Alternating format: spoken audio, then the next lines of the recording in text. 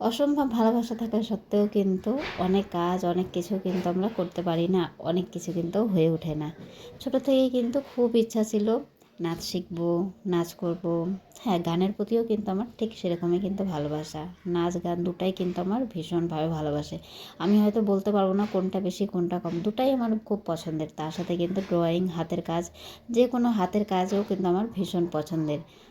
কিন্তু এত ভালোবাসা থাকা সত্ত্বেও কিন্তু ছোটো থেকে কোনো সময় কিন্তু নাচ গান এসব করার কিন্তু সুযোগ কিন্তু হয়ে ওঠেনি, পারিনি। একটা সময়ের জন্যও কিন্তু পারিনি।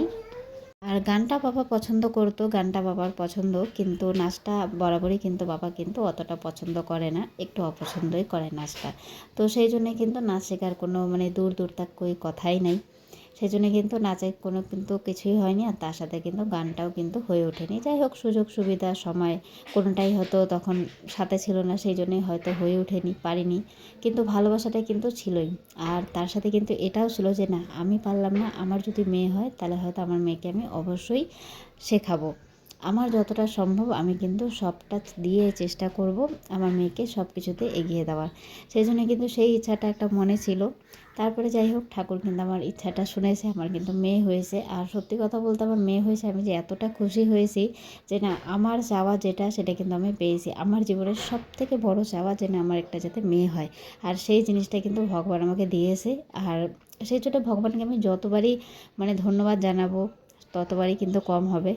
হ্যাঁ, ছেলে দিলেও হয়তো খুশি হতাম, কিন্তু এতটা হয়তো খুশি হতে হয়তো পারতাম না। এখন জানি না, ঠিক বলতে পারছি না, কিন্তু মেয়েটা আমার ছোটো থেকে ভীষণভাবে পছন্দের।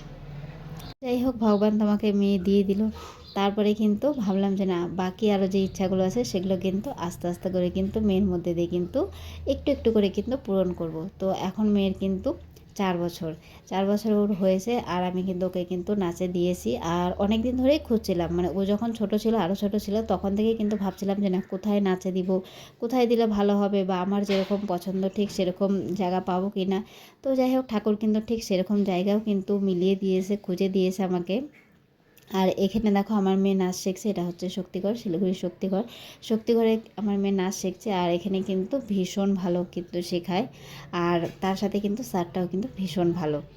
ঠিক যেরকম চেয়েছিলাম মন মতন, ঠিক সেরকমই কিন্তু আমি পেয়েছি, একদম মনের মতন। আর আমার মেয়েও কিন্তু এখানে কিন্তু খুব খুশি।